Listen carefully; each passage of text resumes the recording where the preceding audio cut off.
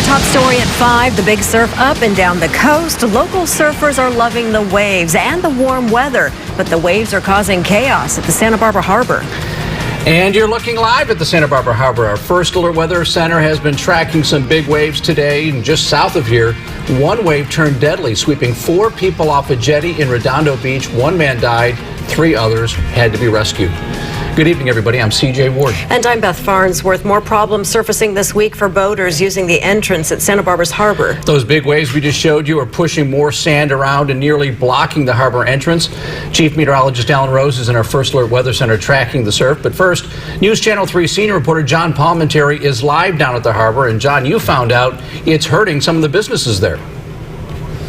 And if you recall, earlier this week, there was some very encouraging news that the dredge operation here in the harbor was going to start a month earlier than scheduled. You see it out there. But if you notice, you don't see much else out there in the way of boating activity, because with these large swells you're speaking of, it's bringing in more sand. It's clogging the entrance. Only certain boats can go in or out. And for most of the other boats there, we're going to be shut down until maybe Sunday afternoon. The entrance to the Santa Barbara Harbor gets a direct hit, again with spectacular waves and a large ocean surge. With it comes exciting surfing conditions, but also trouble for commercial and recreational boating. There's more sand in precisely the wrong place, the main channel, which is already overloaded with a wall of sand. The dredge is operating, they're digging away, but they're having a hard time keeping up with the sand that's coming into the harbor. They're having a hard time making headway. For lobster fishermen bringing in their catch, it's like threading a needle.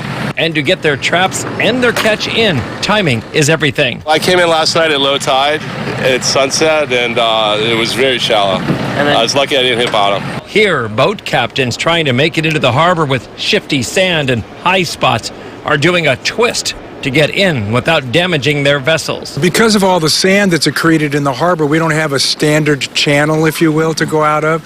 So boats are using their sounders to find their way, to wiggle their way out of the harbor.